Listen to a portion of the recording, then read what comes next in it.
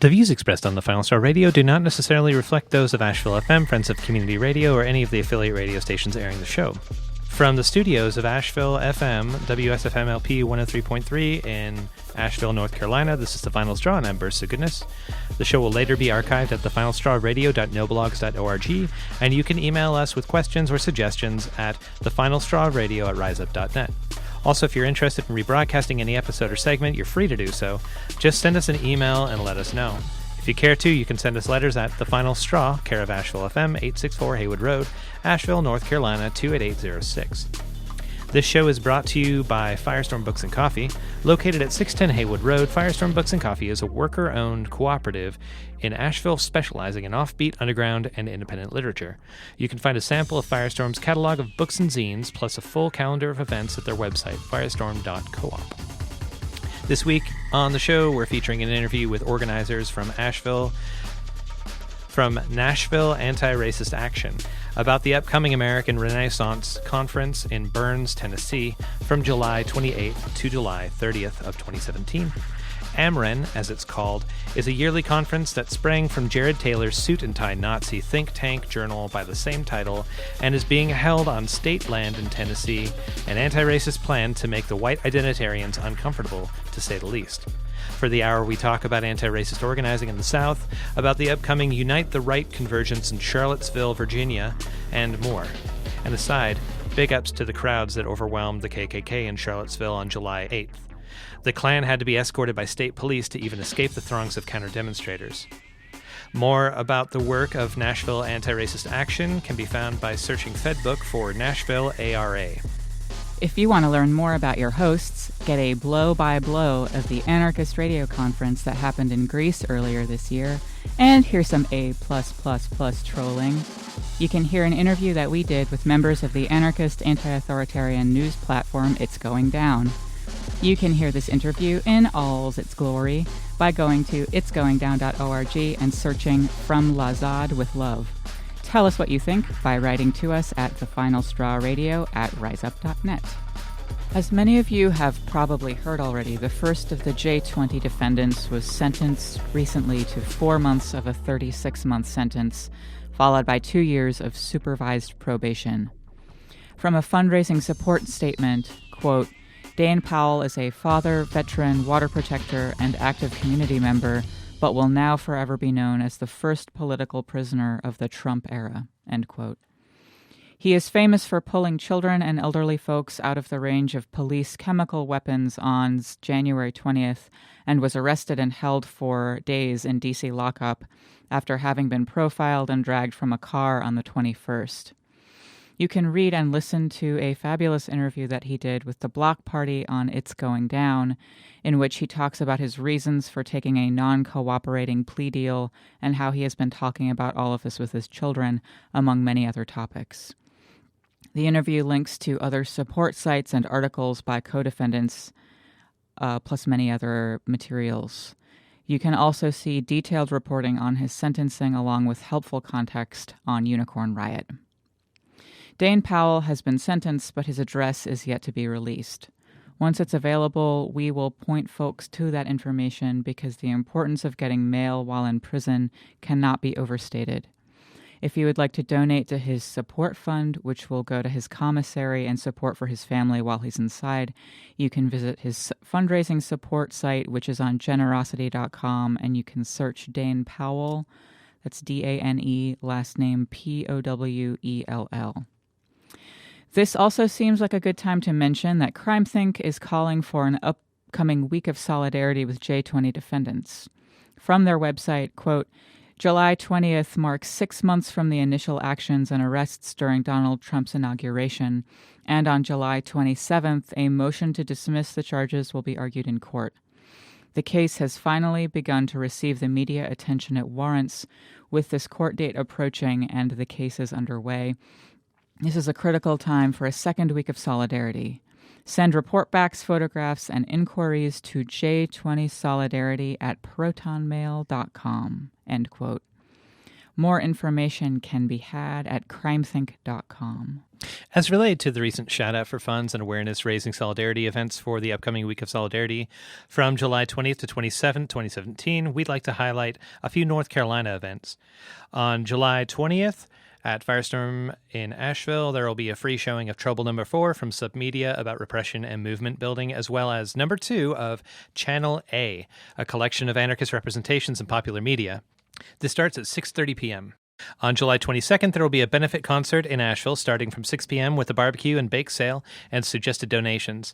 Bands include Mutual Jerk from Atlanta, Poor Excuse, Clyde Conwell, and a secret special guest, which we really hope is some of the performers from Now That's What We Call Cacophony Volume 1. You can find the address for the show up soon at ncj20defense.com. And on July 25th at the Nightlight in Chapel Hill, North Carolina, at 2 p.m., there will be a benefit concert for the J20 defendants. Bands include Institute, Drug Charge, Decoy, and Dead on the Vine. More events from around the world for the Week of Solidarity can be found at defendj20resistance.org. From Denver, there's a call out for fundraising for folks who caught charges counter-demonstration the Islamophobic antics of Act for America last month. They have some quite humorous shirts, particularly for our insurrectionary herbalists of the Laurel Luddite variety, as a fundraiser. You can find out more at fundly.com/m2/legal-fees-for-march-against-sharia-arrestees. Another update from Keith Malik Washington, a spokesperson for the End Prison Slavery in the Texas movement. Prisoners located in Lovelady, Texas, have filed their 1983 federal civil complaint in the Eastern District of Texas, Lufkin Division. TDCJ has the largest state prison system in the United States. Most of the 110 prison units are not air-conditioned, and toxic water supplies are becoming a pervasive and systemic problem. At Eastham Unit, multiple prisoners have been diagnosed with H. pylori disease from the water. Due to the heat index, especially in the summer, prisoners must drink this contaminated water that's causing H. pylori. The prison store known as the Commissary sells us hot pots, which heat water but don't boil it. If we alter our hot pots in order to make them boil, they get confiscated and we are given a disciplinary case for contraband. This issue raises Eighth Amendment concerns, and the U.S. Supreme Court has held that unsafe conditions that pose an unreasonable risk of serious dangers to a prisoner's future health. Several prisoners have been diagnosed with H. pylori disease, which destroys the lining of the stomach. There is no known cure. Malik, in a recent statement from which we are selectively quoting, and which is available at comrademalik.com, M-A-L-I-K, goes on to compare the government's utter disregard for the prison population in Texas Department of Corrections jurisdiction, mainly made up of poor white, black, Native, Latinx, and other marginalized people, to that of the administration in Flint, Michigan. In particular, the sick and the elderly are endangered by this while wards of the state, in what may rightly be considered cruel but sadly maybe not so unusual circumstances. The main prisoner involved in this case is a jailhouse lawyer named William Wells, and the case can be found as William Wells et al. Versus Brian Collier et al., cause number 917-CV-80. For those of you who don't know, Brian Collier is the executive director of the Texas Department of Criminal Justice, TDCJ. If you'd like to learn more, send Malik some mail at Keith, Comrade Malik Washington, TDC number 1487958, 2665 Prison Road number 1, Lovelady, Texas 75851. And check out his writing on the Support Fedbook page or his website, comrademalik.com. Also related to Texas, we'd like to inform folks that the submission periods have begun for the Houston Anarchist Book Fair. The book fair will be taking place on Sunday, September 24th, 2017. From their generosity.com page, which can be found by visiting that site and entering the phrase Houston Anarchist Book Fair, quote, Houston Anarchist Black Cross will host a one-day convergence to network, grow, and celebrate anarchist and anti-authoritarian projects in Texas and the surrounding region, and we need help to make it happen. This gathering will be entirely free as a part of our commitment to accessibility, and because of this, we need lots of help with funding from those who can support us. The event will be free. We'll be providing lots of services at the book fair for free with the help of volunteers. It's free to table or present a workshop, and we want to be able to help as many folks from out of town as possible with their travel expenses and housing needs. This event will have books, publishers, distros, zinesters, exciting workshops and discussions to celebrate and expand our Southern radical communities of resistance. Money raised will go towards booking and renting our space, bringing people in from out of town, feeding people who attend the book fair, buying supplies to set up the space, and funding accessibility for the space. If you're planning on coming to the book fair, or coming to table or present a workshop, or are generally excited about this radical Southern space happening, and you can help us fundraise to make this event happen and keep it free, we need your help. Solidarity, feed the possums, all that good stuff. Houston ABC. Unquote. This will be the first anarchist book fair in Houston since 2011. If you'd like to participate in the book fair more directly, they've opened up a submissions period for vendors and presenters, and they've put up a page for reaching out for housing and accessibility needs to the book fair. Those links can be found at the event's website, https://HoustonAnarchistBookFair2017.wordpress.com, or you can reach the organizers at htxanarchistbookfair2017@gmail.com. And now some words from anarchist prisoner Sean Swain. What you say, what you say, what you say, what? We'll call like a boss! Matthew Salter is an oil war era Army combat veteran. He's been diagnosed with some pretty serious psychological disorders. And in fact, a decent argument can be made that Salter ended up in prison as an indirect result of his mental health struggles and his inability to function in the outside world. So, Salter entered into the custody of the Ohio Department of Retribution and Corruption with a mental health case file as thick as a phone book, with multiple shrinks having all drawn the same conclusions independent of one another. These shrinks had, additionally, prescribed Salter medications they all say he needs in order to function. So, when he got to prison, the prison shrinks deferred to the professionals who treated Salter for years and years, and they continued his medications, right? Well, no. The prison shrinks dismissed all of the prior diagnoses and took Salter off of all of his meds. It would appear that the intent of this was to save money, as Salter's medications are expensive.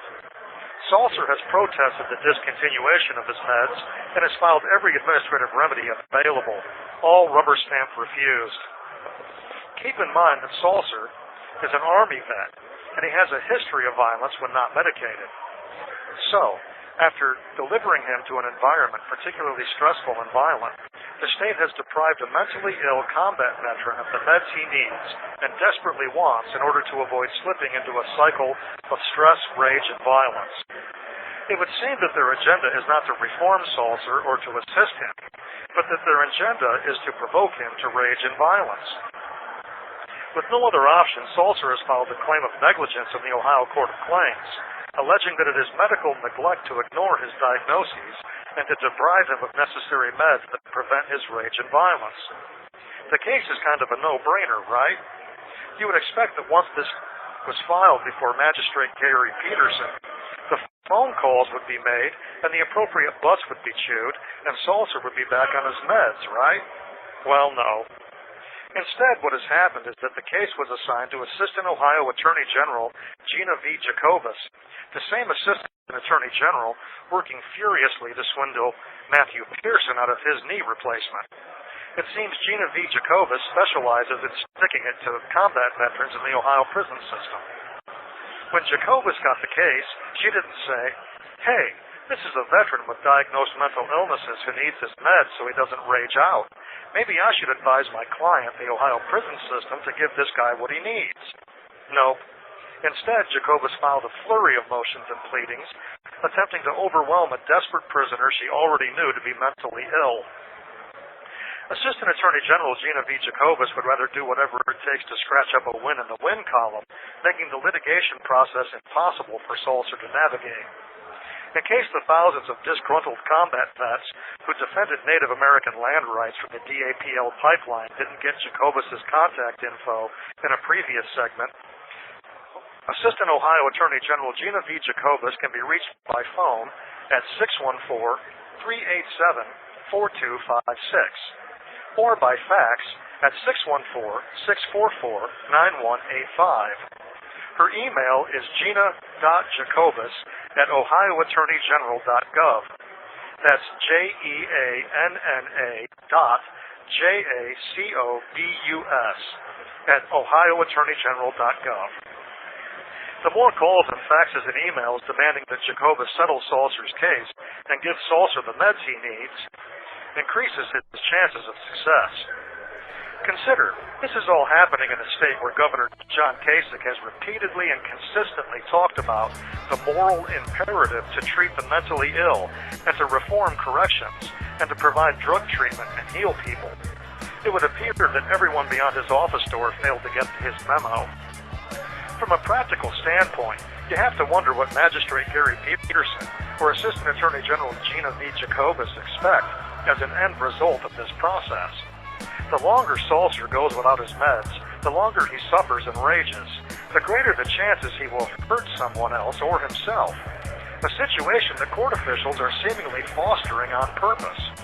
And keep in mind that Salzer will get out someday, and fairly soon. What do they expect him to do? I don't know, but I don't think I would want to be responsible for refusing meds to a raging combat vet.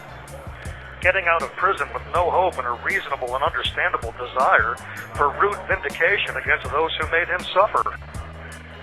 This is anarchist prisoner Sean Swain from War and Corruption in Lebanon, Ohio. If you're listening, you are the resistance.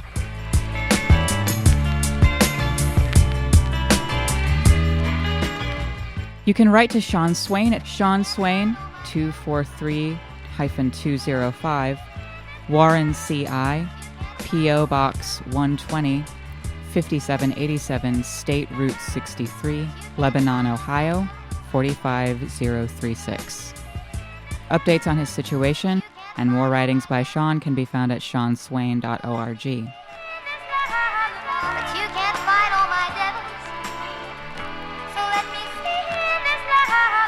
Speaking with Jules and Corey, two people affiliated with Nashville Anti Racist Action out of Tennessee, about the upcoming counter-demonstrations against the American Renaissance, or AmRen, conference in Burns, Tennessee, from July 28th to the 30th of 2017. Thanks a lot for joining me, y'all. Thank you. Thanks for having us. So can you say, who is Jared Taylor and what can you tell us about AmRen? Jared Taylor is an author.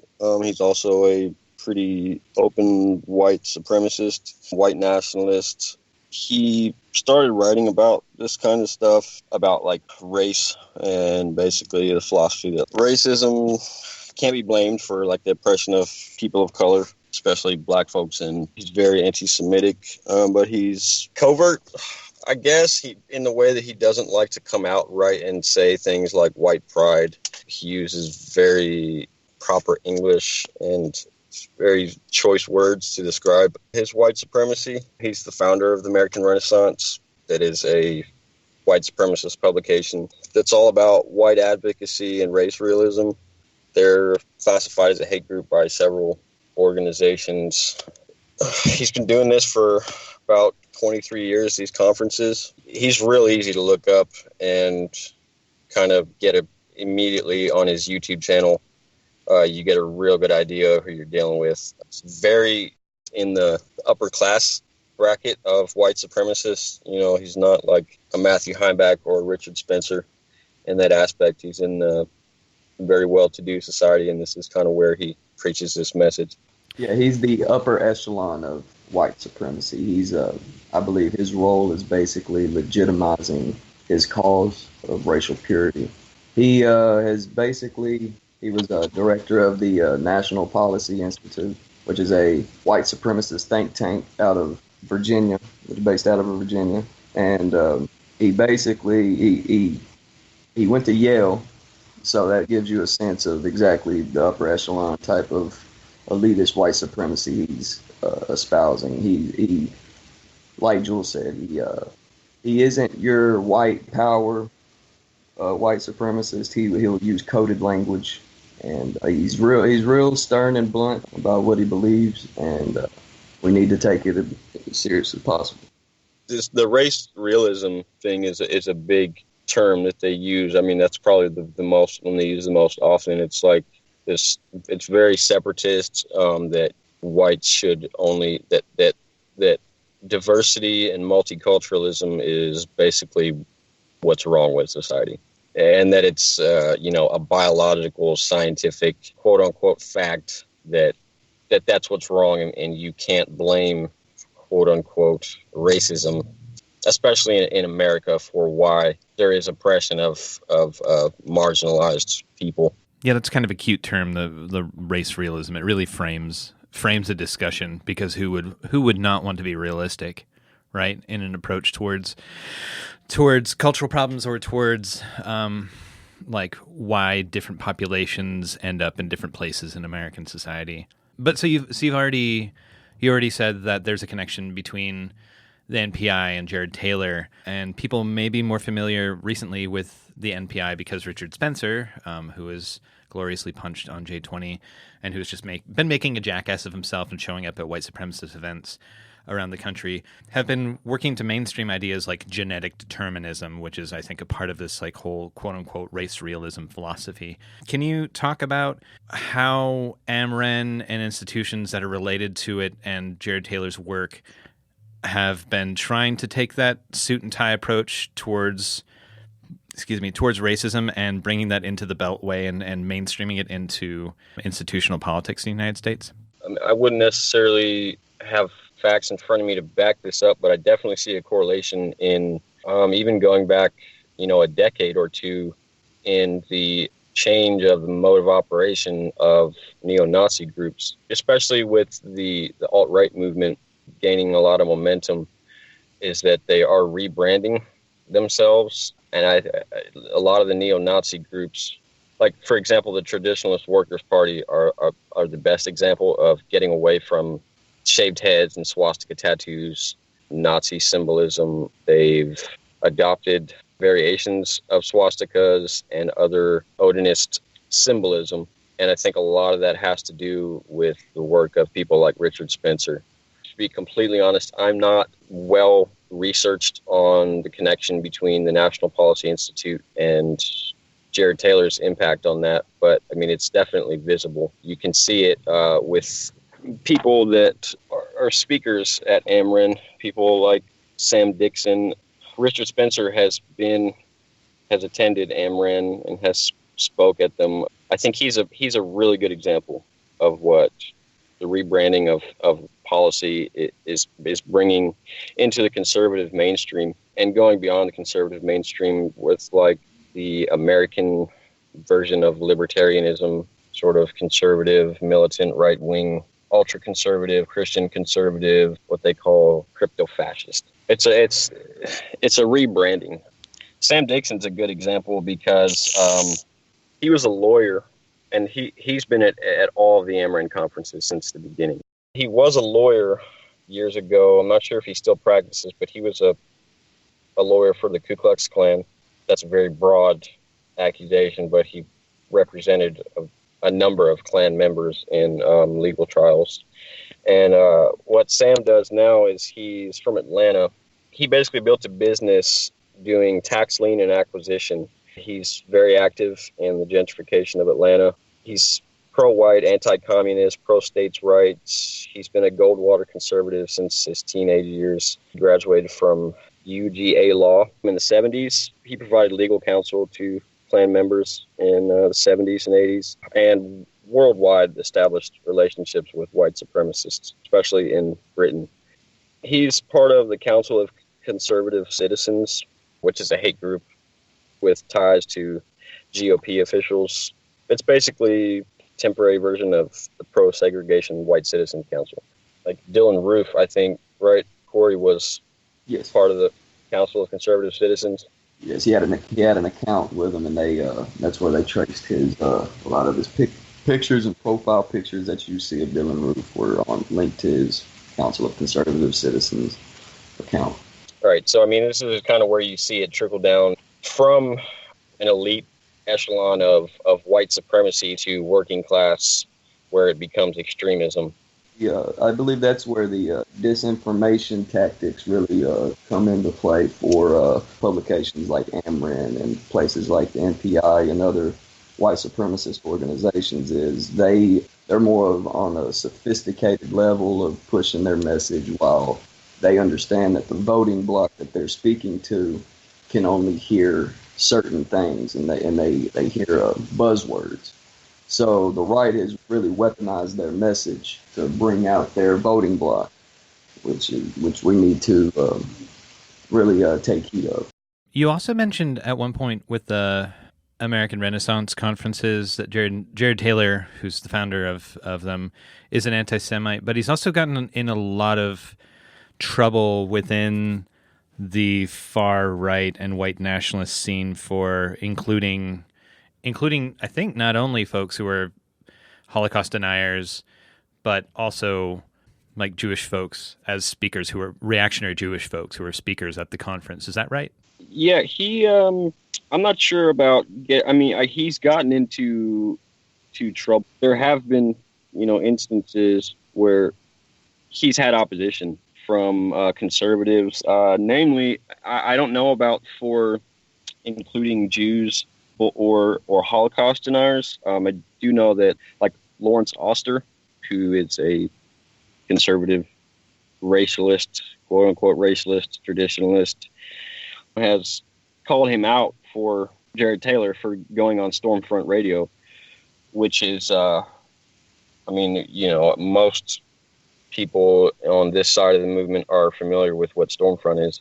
For anybody that's not, it's basically the cream of the crop of neo-Nazi propaganda. I mean, their forums are huge, and they're nationwide and probably international. We actually got attention on Stormfront for when we were going to hold a rally for May Day. We had massive opposition to that, which probably only a third of the online backfire that we got from that showed up. But anyway, back to my point. He's gotten in trouble with conservatives, as far as I know, for having that pattern of dealing with anti-Semites. To quote Lawrence Oster, he called Jared Taylor's appearance on the Stormfront show was morally obtuse. But there's mixed feedback from the conservatives, and as far as I'm concerned, it's either damage control or, there's a few exceptions of conservatives who don't really buy into the whole white nationalist agenda, but typically these days those are few and far in between, and they mostly are pretty covert, intelligently covert about how what they support and what they don't. Corey, do you have anything on his original point? Yes. Well, there was an incident with the former Klan leader, David Duke. He's also the author of Jewish Supremacism. He was on the mic and basically started espousing some anti-Semite rhetoric. And a man by the name of Michael Hart, who was in the audience, decided that was enough and called out David Duke on the podium. And as he was storming out, a lot of the attendees were berating Michael Hart and jeering him and shunning him out. So that's just some of the stuff that we're gonna have to be prepared for. Some of the rhetoric that's gonna be. There might be people there that really don't know what the American Renaissance is about, and when they get there, they're gonna find out that it's really not what they expected. But it's really gonna be par for the course for people who've actually kept up with their rhetoric for years and their ideology and have actually researched them. But a lot of people that are just now going to be tuning in to their message, especially come, with the political atmosphere the way it is today. I'm sure there are going to be a lot of people on the right very, very intrigued very, very thrown off. Very, very. It might force them to completely reevaluate everything they believe, and so the more they speak, and the more hate speech that is going to be coming from this conference, we just got to be prepared for anything. There were some nice examples, I think, that came up earlier this year, where it might have been late last year though, where Spencer and other far-right racists were shunned or kicked out of conferences by libertarians, like traditional American libertarians, at least, for their viewpoints. Which I think that sort of opportunity of splitting their numbers and like making race a real drawing line to separate the Nazis from just people with conservative viewpoints it's a real opportunity. And their quote unquote movements seem right now to be just factionalizing with recent infighting between militia affiliated groups like Three Percenters and Oath Keepers versus alt-right Pepe fans or whatever. Seems like a prime opportunity for destabilizing them further. Yeah, definitely. And we've seen a lot of that and been paying close attention to that here recently, I think. And I'm not even sure where it actually, like, that fracture actually started, because I mean, especially with Three Percenters and Oath Keepers, I think they're more falling in line with the leadership in the Republicans right now, with, I guess, the way that, the whole thing about Donald Trump and his presidency was that he was going to shut down big government, that it was all corrupt, and they did a terrific job of gerrymandering their way into basically control of the majority of the United States right now.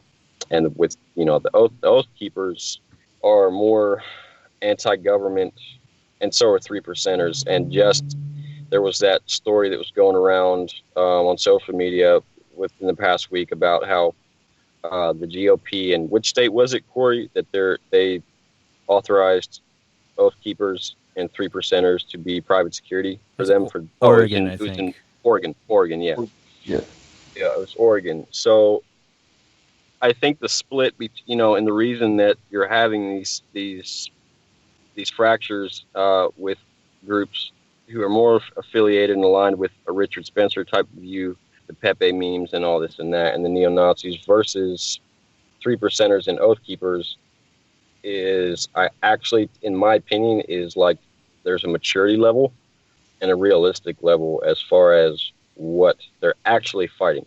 I think the biggest concern, to me, it seems, which is ironic, that there's so much, fighting between the left and right, especially far left and groups like Three Percenters and Oath Keepers, is that their biggest concern is government, anti-government, fighting a corrupt establishment.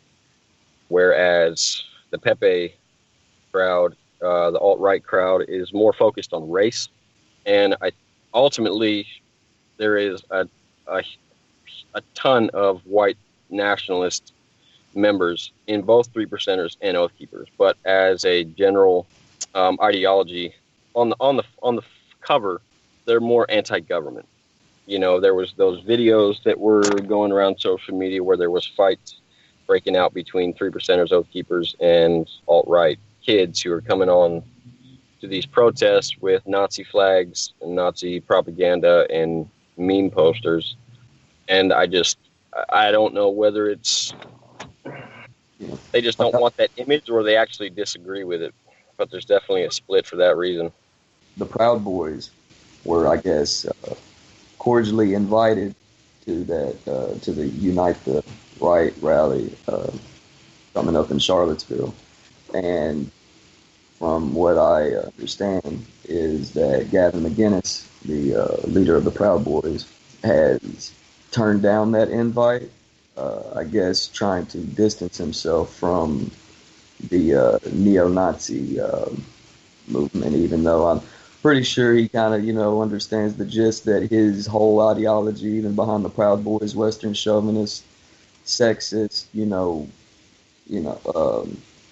right-wing movement of his, I mean, it's gonna generate a lot of support from groups like the TWP and other white supremacist groups. And I think this is his way of, I guess it's more of a PR stand of trying to distance himself from what, I mean, I don't understand why he would even want to distance himself. Right? He should embrace it. But right. Yeah. That's a good point. That's a perfect example. Like Gavin McInnes, that guy's a fucking idiot. Like, and he on his you can document his hate speech, whether it's overt or covert racism, whether it's misogyny, whether it's sexism, whether it's whatever it is. You can go back and see it and follow the pattern of him starting to get smarter about what he says. So it's not that, in my opinion, they're just distancing themselves from that image because I think it's a little titter. Yeah, I think it's a little titter tatter right now because I guess he sent out a message saying that I guess it's fine now for his Proud Boy members to show up to the Unite the Right rally or other white supremacist rallies. So I guess he's kind of like, I guess all the flack he received, I guess, made him basically embrace it and just say, I can't.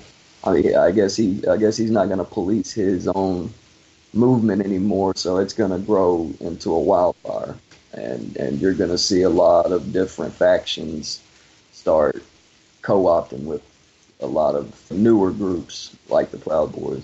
Right, and one of the biggest things of like Proud Boys, which is hilarious, is like this whole "it's okay to be a white male" thing. Like somebody said it wasn't. Like it's the whole like oppression Olympics element. Like it's just, to me, it's hilarious that you, first of all, like to feel like you're being oppressed because you're a white male. There's racial undertones there. I mean, that's like white male tears if I've ever seen them. And to come off and say we're not racist and then like do things like get that token black eye in the picture or in the group, like the Proud Boys are they're a joke, honestly, to me, but still to be taken serious because of the ideology that they go by, which is Jules, tell me about the Uhuru. Oh yeah, what's ironic about that is what is it? It's Swahili, right? What does it mean? Swahili for freedom. For freedom, right? And so it's just a joke, and it's a joke to them. Which what is exactly? Can you explain what the significance of Uhuru in this moment is? The Proud Boys. I mean, it's just their tactics of base. I mean, it's their trolling. I mean, they're the new age alt-right troll group that they just like co-opting everything. Like for example, it's a meme culture thing, like, and a lot of the Proud Boys are in this Kekistan group, which is also a big fucking joke. Like with the Pepe thing, which was a meme thing, and then it was stupid things like Facebook based memes that they quote unquote stole and used for their own purposes. Uhuru is the same thing. I don't even know where they got that from or why they started using it, but it's a Swahili word for freedom. And they use it for their own term, which is kind of like a slap in the face. And I didn't even know what it meant a while back. I thought it was some stupid like acronym or something like that. But so they're attaching the term Uhuru to things that they're doing as a meme, like a hashtag Uhuru or whatever, or like making up songs with it, and it's like a greeting. Yeah, it's like a term of endearment for them. Like you, like at the end of any comment or any or just in anything they say. I mean, they'll end it with Uhuru, UHURU. Anybody wants to, look it up, I'm sure you. I mean, they brought shield. They have shields with Uhuru on them. I've seen shirts with it. I mean, they just took it in, and I mean, just that sort of trolling, and especially it being race driven. It it shows you that they can't really just completely disavow themselves from being a racist group. Right, it's all a troll. It's all a troll tactic, is all it is, and that's what you see coming from the alt-right. Any variation of alt-right, you see troll tactics, which is it's effective like online, but when it in a certain way, like it's effective to recruit more trolls. Basically, is all it's effective. But when it comes out into the real world, I mean, there's absolutely no use for that kind of stuff. Yeah, it seems like an approach that just if you don't have anything actual real to say yourself, you just try to antagonize other people into reacting. Right. Absolutely. To jump back onto because we went on a little tangent. So AmRen has a spotty history of being able to actually host events.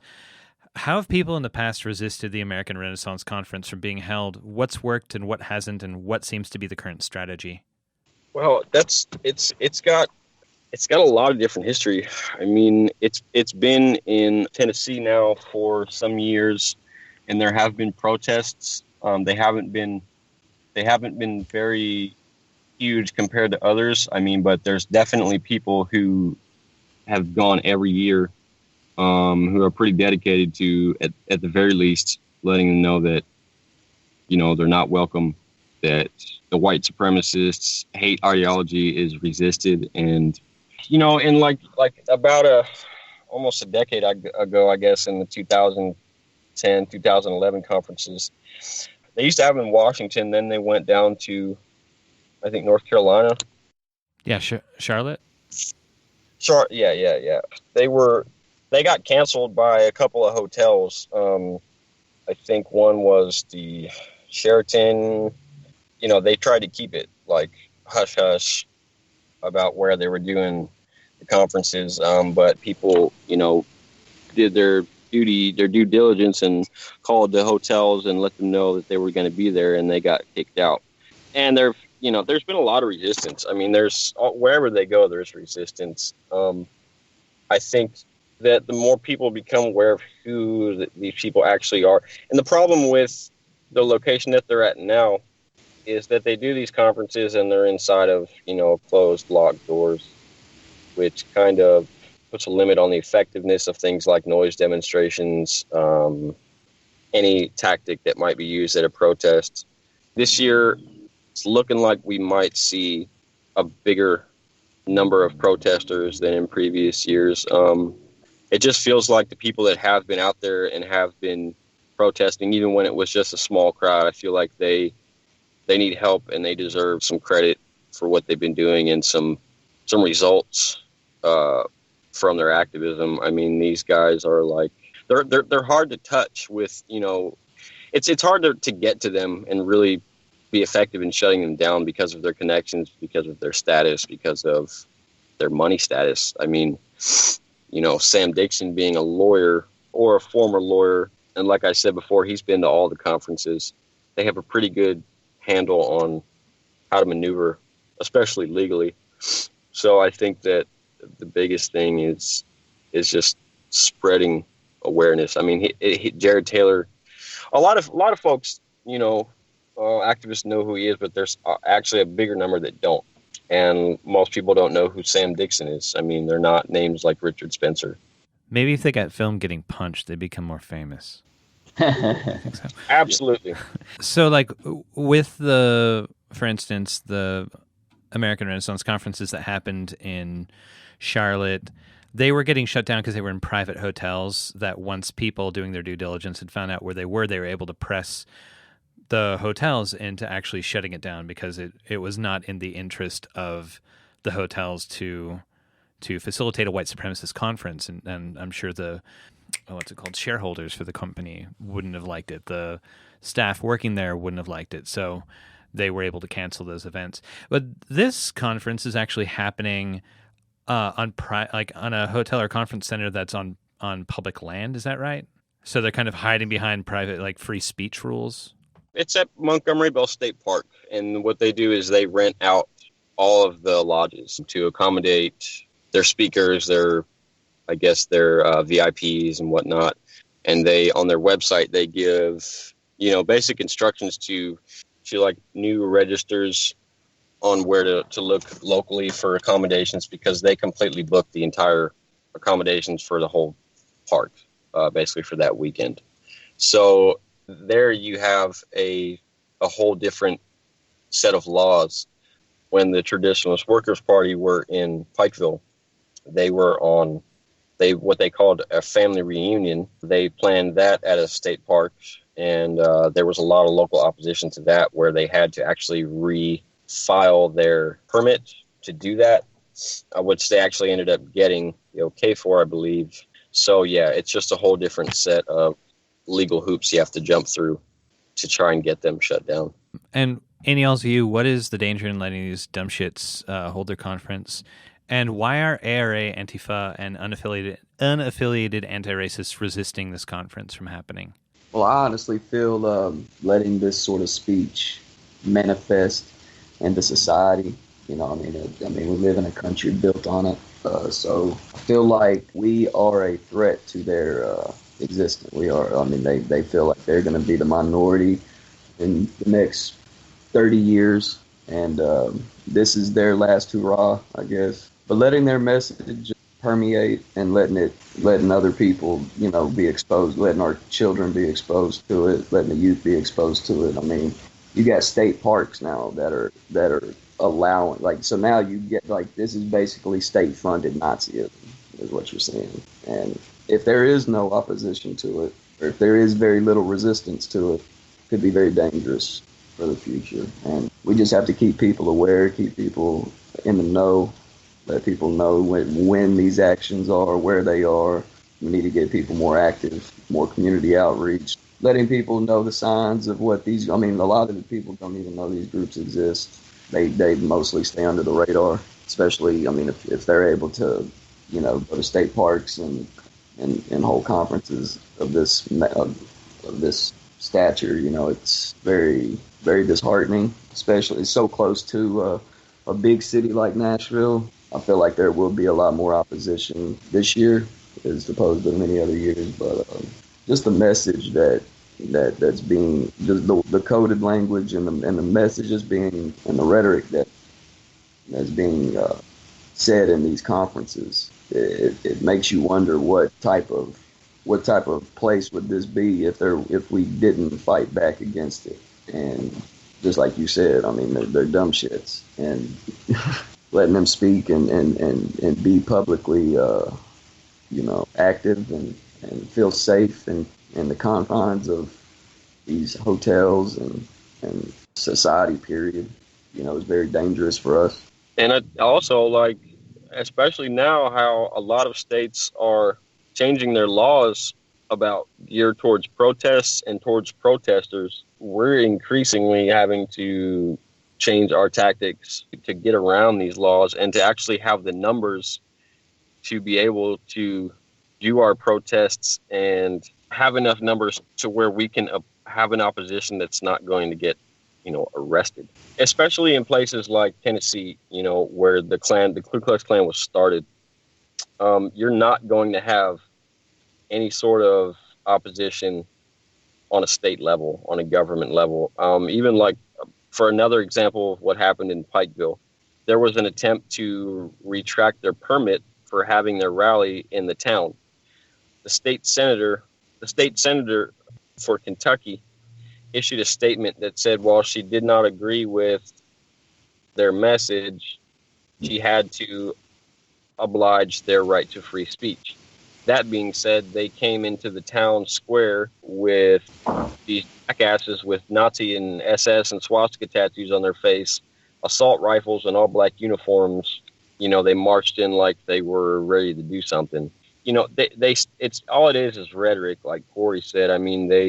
They did this whole propaganda where they just want to come in and talk to the working class about working class issues. And when they get there, they say they're there for the next generation. They want to have jobs, and they just want to have security and family security. But then they show up with assault rifles doing Sieg Heils in the middle of the street. So it's a huge contradiction.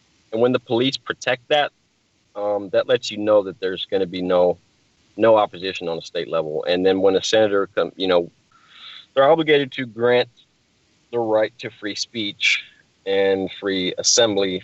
But we also have our right to free speech in protest. Those laws are being changed and our rights are being taken away. So it's like on a level of people like Traditionalist Workers' Party and National Socialist Movement, League of the South, that's a much more militant, much more dumb version, like backwoods redneck version of white supremacy than what's being said and the rhetoric that's being pushed in conferences like American Renaissance. These are people who are giving speeches on how to further white supremacy economically through gentrification, through, getting rid of things like food stamps, which me and my family are on. They help us eat. You know what I mean? They take this as using things like this as weapons to, and terms like white genocide and pushing this narrative that in 30 years they're going to be the minority. I mean, that's just not even like statistically or realistically possible, and they know that, but they use that as a weapon to get more followers, to get more support in government, and in effect getting laws passed, which we're seeing now. I mean, we're seeing the results of. Sorry, I hope that train isn't. Oh no, I can pick it up, but it makes it's okay. It's totally fine. Trains happen. Okay, yeah. So we're seeing the effect of people like Jared Taylor, Sam Dickson, of the kind of narrative and ideology that they believe and they push. We're seeing it in effect in our government right now. So we're at the very beginning of an uber conservative administration who is full of fascists. I mean, and a big thing that's hilarious to me is like a lot of people on the right are like, well, you call anything a fascist and you call anything a Nazi, and it's like, this is actual fascism in play. It's not like on the level of someone like Mussolini, obviously, but in practice it's fascism. So the importance of opposing this is the government's not going to do it. We don't rely on the government to do anything. I mean, for us to combat this type of ideology. And if you look at the type of people who are in control now, Jeff Sessions, you had Steve Bannon, who was a big influence for a while until he started getting too noisy. I mean, it's important to oppose this. And especially, groups like Anti Racist Action, Antifa is all over the place with protests right now in America. Tennessee Anti Racist Network. The big thing, especially in groups like this, who majority of people that make up groups like ours and other similar groups, you have a majority of white people that realize that while these things may not affect us in the same way that it affects our marginalized comrades, we can use the privileges that we have and acknowledge them to put ourselves in a better position to do what we can to help our marginalized comrades, which is basically what it comes down to. I mean, we're all economically repressed. We don't have, as white people, we don't have any semblance of oppression like people of color or our trans comrades or any other member of the LGBT community. They have a huge voice that needs to be heard also. And they just are not being given that. And I feel like are being misrepresented on all levels. So that's basically why we do this kind of stuff.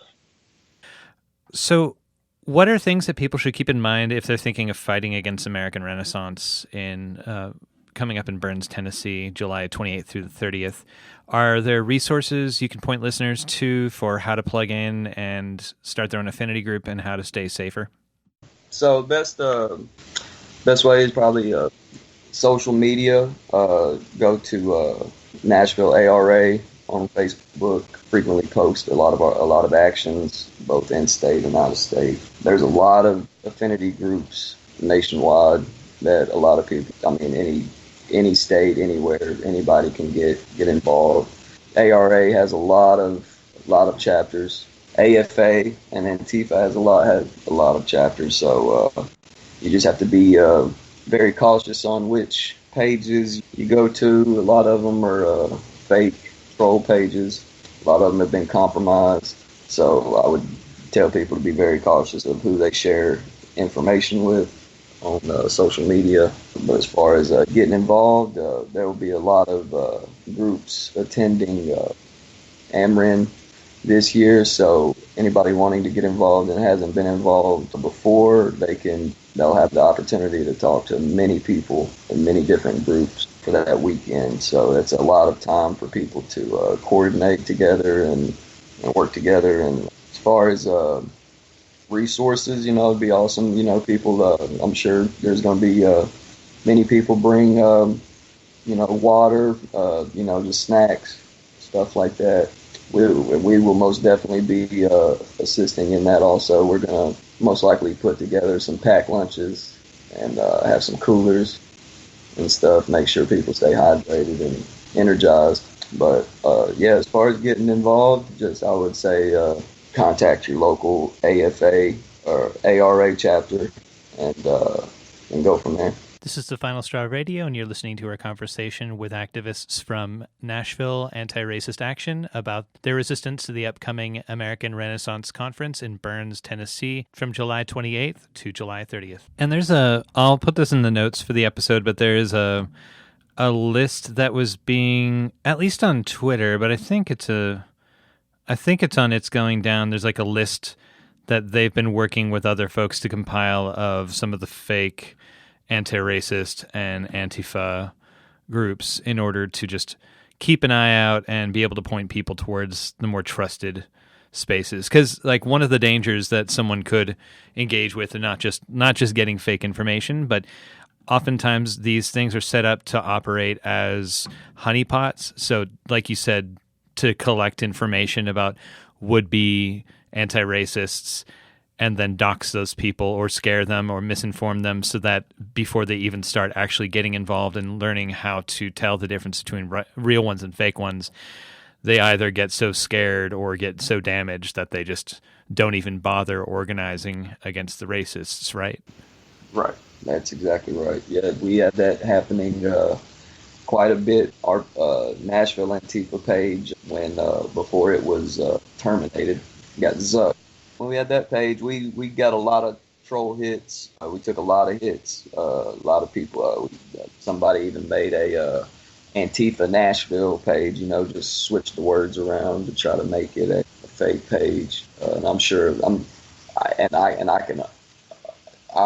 to go ahead and say I'll 100% guarantee that just about every chapter in the country has had some sort of situation like that where trolls or alt-right people or anybody for that matter trying to make fake Antifa pages. I mean, hell, there's so many people that are standing against what we're doing and our message.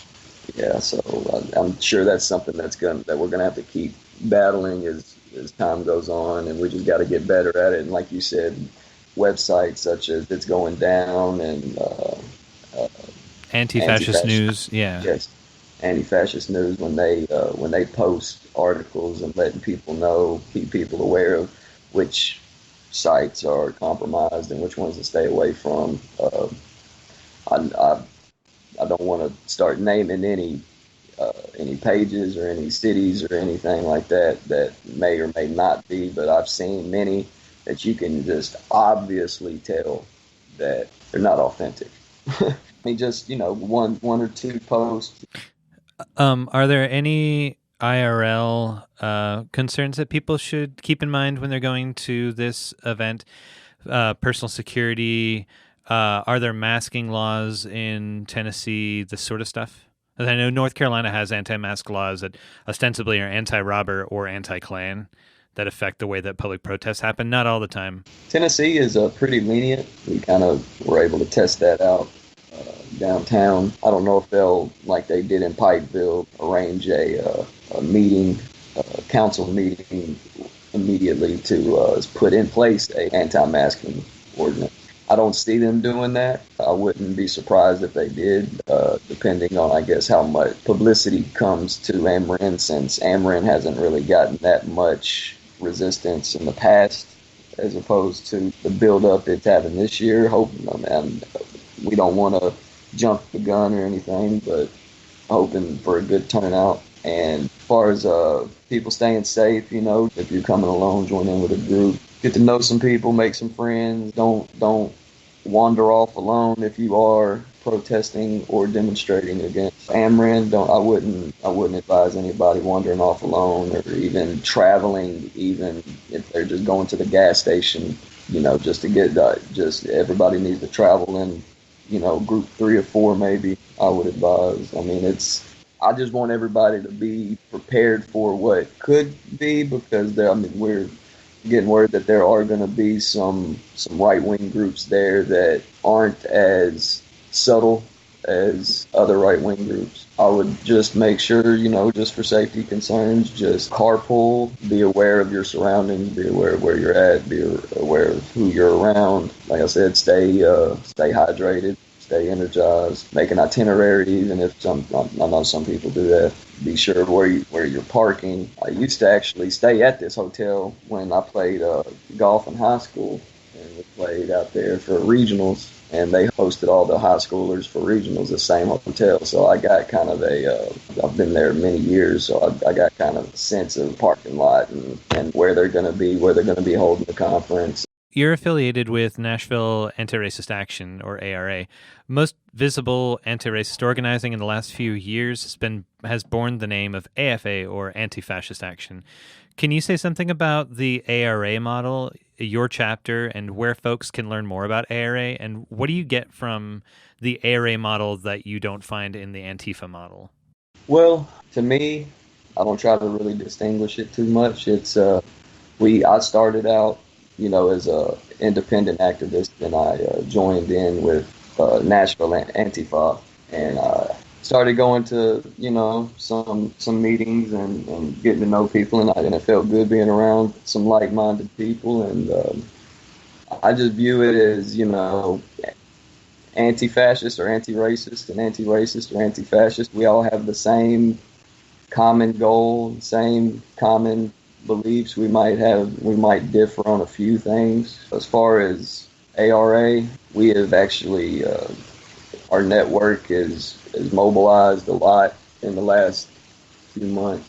We've been going to a lot of actions. ARA's actually been around since the 80s, and I'm sure it actually stemmed. A lot of groups probably stemmed into ARA, but as far as AFA and ARA, I believe Antifa gained real exposure, especially been overseas. The actions of anti-fascist groups in Europe since the 1920s. We're just now seeing what fascism actually looks like, and a lot of people, when you tell them that, well, nobody's in concentration camps, nobody's this, nobody's that, it doesn't happen overnight. It's a process, and you're seeing the groundwork of it right now, and you could almost feel it being tested to see exactly how the people will react to it. And I can tell you right now that we can't normalize it. One of y'all had mentioned earlier the Unite the Right convergence that's being called for in Charlottesville, Virginia. Is there anything that you can say about that, about organizing against that, or what that is supposed to look like, and why it's important for folks to come out against that too? That's going to be a very big action. I would say that it's probably going to be larger than AmRen, and it's getting a lot of attention. From my understanding, I'm not too sure. Charlottesville is a college town, so it's a lot of younger people there. So it'll be interesting to see how the town of Charlottesville respond. From my understanding, Richard Spencer and his group had their tiki torches, and at the I guess it's going to be at Lee Park. I'm guessing it's named after Robert E. Lee. And just to point that out too, like the tiki torch thing, that was fucking ridiculous. They were seriously 30 racists sig heiling and walking around with tiki torches as they're like threatening. I mean, it's threatening and dangerous and whatever, but they look pretty ridiculous from the photos. I just wanted to say that. It's a sight to see, I'm telling you.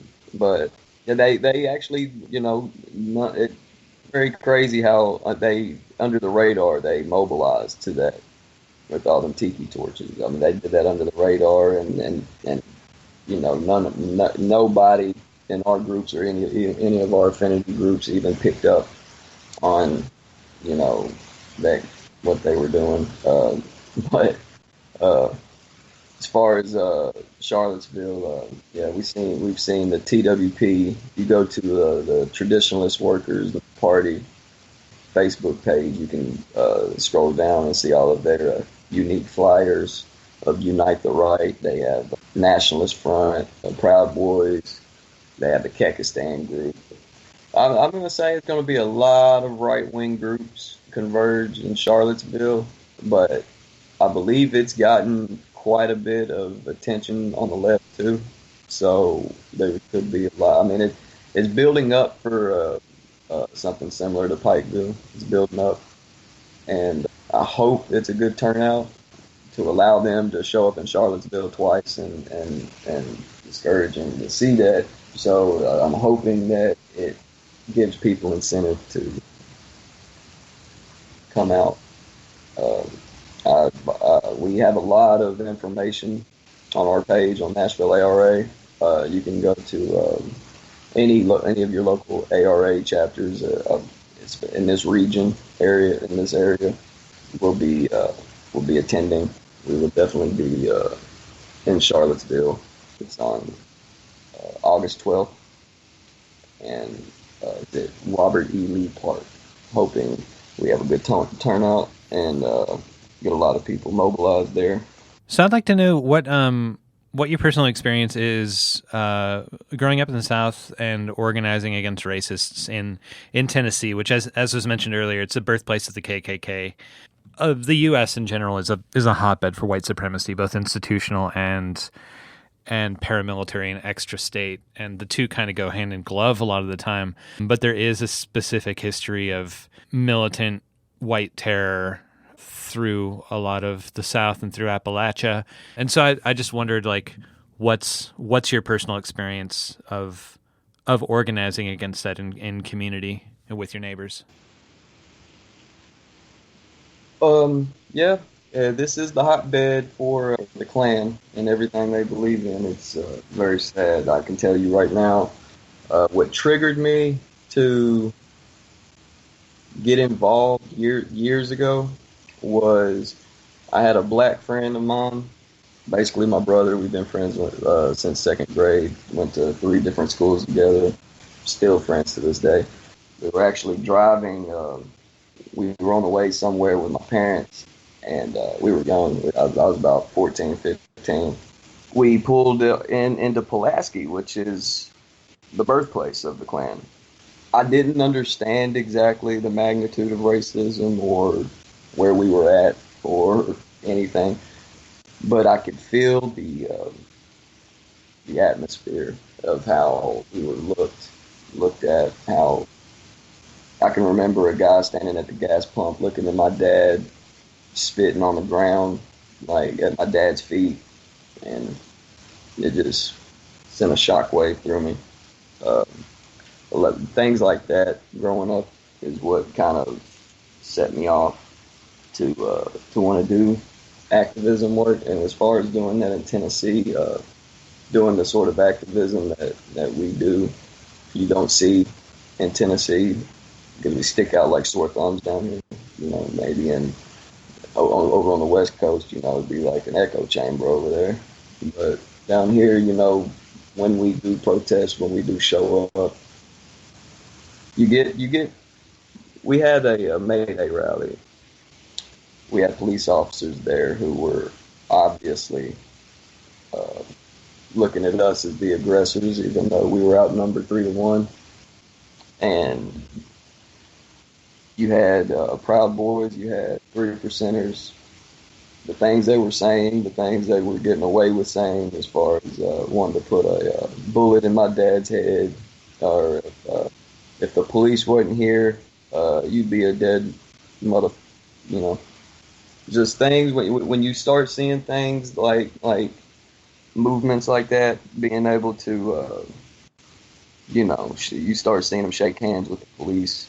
You start seeing the police, you know, take their cards and their information. And when you start seeing stuff like that, you know, I can see why a lot of people get disheartened and just kind of give up and don't want to resist and don't want to fight back against it.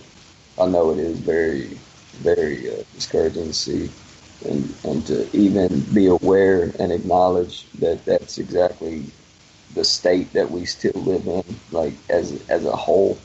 That we're still in this time frame, that people still have to fight for their rights, that people still have to fight against, you know, these corrupt institutions, against a country that doesn't even represent them. You know, I know it that alone teaches people and kind of tells people to just accept, you know, passively accept their situation and everything.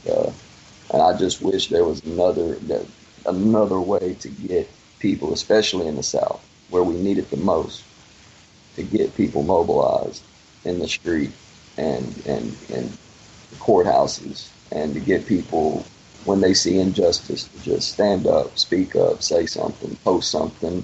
Anything you can do, you know, is positive. And we see, I just see, especially in my environment, in East Nashville, you know, you don't really see any sort of activism work, especially against what we stand against and what we demonstrate against. You don't see as much angst in the community to actually want to do anything about what's going on in the country right now, which tells me that it's being normalized, which is even scarier. But yeah, as far as organizing in the South, it's especially organizing on the left, I'm sure I speak for many people, it's hard. It's very, very difficult. It's very time consuming. It's very, you have so many hurdles you have to jump due to state regulations just simply for things like that. But, you know, I mean, I just encourage people to just keep on fighting, keep on organizing, keep on mobilizing, coordinating with other groups and other affinity groups. And yeah, I know mobilizing, especially in the South, to big events. I know the South usually doesn't have any major actions. We had Trump come one time, and it still wasn't as much opposition as I was expecting for it to be Nashville. And so you can kind of see that they're just kind of like measuring up the South to see, I mean, especially when you see Milo go to Berkeley and, you know, get ran out of Berkeley and get ran out of California, period. And then just, you know, or Richard Spencer as well. And then to come to Auburn, or have Ann Coulter come to Auburn, it's just almost, you could tell that they're just trying to measure up exactly where their message is being more received, which they know. I mean, it's an echo chamber down here for them. But it was actually good to see Auburn actually stand against Richard Spencer. We had an action there, and a lot of students came out and opposed to Richard Spencer. Of course, there was a lot of support, but I just hope colleges keep protesting and keep demonstrating and follow Berkeley's lead. We do have a law that went into place in Tennessee as far as protesting on campuses now, where that is actually prohibited. What? Protesting on campuses is prohibited? Yes, they have passed a campus ordinance stating that we can no longer. I would like to I want to give you the actual law. Is it the Milo bill, that thing? Yes. Okay. Yes, it was the one. They voted 28-2 in favor of increasing the penalty for obstructing highways and streets to 200, quadrupling the current fine. Just things like that. Same thing with campuses or any. It's just an anti-protester bill that like you said, that Milo. We live in such an insane time. I mean, it always has been, but it's pretty crazy. I think that the work that y'all are doing, and like anyone standing up in opposition to white supremacy in North America and organizing with their like within their families, having those tough conversations and going out and talking to people and putting up posters and standing in opposition to white supremacist and other repressive forms of organizing. It's so necessary, because if you do give up that space, if you leave a vacuum there, not that you should always be reacting necessarily to what the bad guys are doing, or bad people are doing, but especially when with the culture in this country, at least like so you mentioned the thing with Berkeley, like I come from Northern California. Yeah, it's great that, you know, stuff got set on fire and Milo was stopped from speaking, but then the street fighting that was happening afterwards, like for weeks throughout like April and May, that shit is unbelievable to me. I cannot fathom. I mean, I wonder if like the rest of the Bay Area is a very ethnically diverse place with a long history of multiracial organizing, you know, with folks from South Asia and Southeast Asia, East Asia. The Panthers started there, just all the like Brown Berets and all sorts of Raza movements. I mean, maybe people like stood aside because they were just like, it's white folks fighting white folks. I don't know. Some of them look like superheroes, whatever. But like the fact that the reactionaries were holding the streets, just, it's unfathomable for me. But I think that as dangerous and as redundant it can be sometimes, we can't give that space up, and we can't, especially white folks, can't afford to not be talking about, or people in any state of privilege that's institutionalized can't afford to not be using our voices to talk about this stuff, because it can't just be the folks that are most affected that are always having to not only do the work of surviving and striving and taking care of each other against those oppressions, and then also informing the white population or the privileged populations about what's going on. It's good to hear their voices, but like we need to step up too. So the stuff y'all do is awesome, and I'm very glad that you're organizing this. Yeah. Yeah. I mean, it's you're seeing exactly what happens when a large collective of people are not being represented. I mean, you know, just for example, you have a third of the country who are considered nuns. They do not conform to any sort of religion, period. You have zero representation on the political level when it comes to non-religious. So that just lets you know exactly what sort of, you know, society and what sort of country this is, where you have to conform. And I believe that's where on the left we get so frustrated towards, you know, liberal politicians and moderate Democrats and you know, blue dog Democrats. We get frustrated because they still do not. They still you have to play by the rules to get to where they're at. You have to abide by a certain set of standards to get to where they're at, and for us to not be represented, you know, on the left, you know, I mean, we're moving progressively left to the point that we have nobody in the pool for government. I mean, we're at the point now where, you know, Bernie, that I believe Bernie activated a lot of people. I believe his message has activated a lot of people, and I think he gave people the contrast, or the ability to see the contrast between progressive and moderate liberalism or neoliberalism. I mean, it's very polarizing.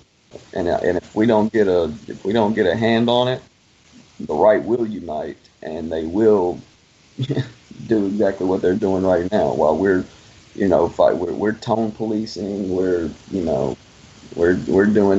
infighting on the left like crazy, and we're fractured, real fractured right now, and it's sad to see. And I've gotten into a lot of political arguments. Mainly, can't really get into real political arguments on the right. I mean, it's not really even an argument or a debate or discussion. It's just a shit throwing match. But when it comes to the left and even liberals, there's still a barrier there that that we're I mean, you got people on the left that even say that anti-fascists are the real fascists, and these people are, you have some Bernie supporters saying that, you even have some, you have Hillary supporters saying that, you have, people of all walks of life saying that, the anti-fascists are the real, the good old horseshoe theory. It's just the fact that we live in a country built on violence, and it's established itself through violence. And you have an opposition, which is the right, who is willing, as you could tell through, the NRA, the rhetoric, the Second Amendment, everything, that they are willing to use that violence if their power is ever, in question. And we are that opposition to their, to their power. We are that threat to their power. And I think that's what scares a lot of people on the left, is because protesting and resisting it's brought incremental change to America, and then I think that's where a lot of the frustration has built up, and I think it's just festering and festering and festering, and nobody's getting results. Where people are literally dying without seeing these rights that white people, especially on the right, are holding for ransom, and we have to fight for it. And it shouldn't be that way. These rights should just be granted, and people shouldn't have to spend their lives dying and fighting for these rights. But they are, and they, as far as I'm concerned, still they have to keep fighting. And the more they fight, the more people we can get involved and start getting some representation in government, start seeing changes, start seeing getting results. I think that's when you'll see a lot of progress.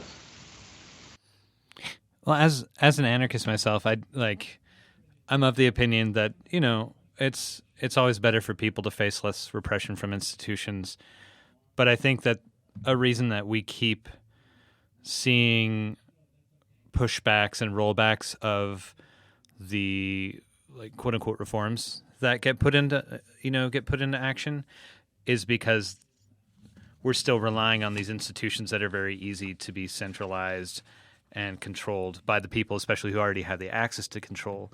And one of the exciting things that I see about the tendency and discussions that have been going on, especially over the last year and a half that I've been privy to at least, but I know that beyond that, especially in Black liberation circles and such, there's been a lot of talk about autonomy, and there's been a lot of talk about building power and building infrastructure, and not necessarily dual power, but independence and doing for self. And that's for me, I think that people getting activated through Bernie or through the feminism of Hillary Clinton or whatever, it's a good start to a conversation, but yeah, that definitely can't be the end of it, because those solutions all still rely on the same power brokers and the same industries, the same institutionalized families that control so much of finance in the country, and the same prison guard unions and the same police unions, and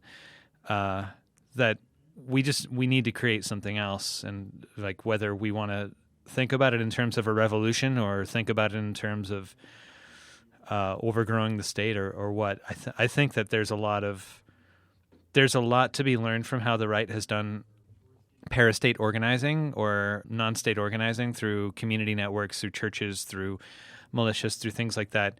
And we should be creating our own institutions, our own networks to sort of grow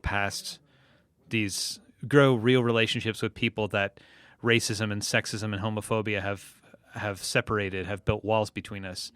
Build past that, grow past that, and just make the world that we want to see. And when someone tries to come and take it, be able to defend that world. That's just my opinion. I talk a lot. Hey, you and me both. Well, thank you so much for having this chat. I've really enjoyed it, and I hope that I hope this is helpful, and I hope a lot of people come out to AmRen. Thanks a lot, Corey, for taking the time. I do appreciate it. Thank you. From the studios of Asheville FM, WSFM LP 103.3 in Asheville, North Carolina, this is The Final Straw, and I'm Bursts of Goodness.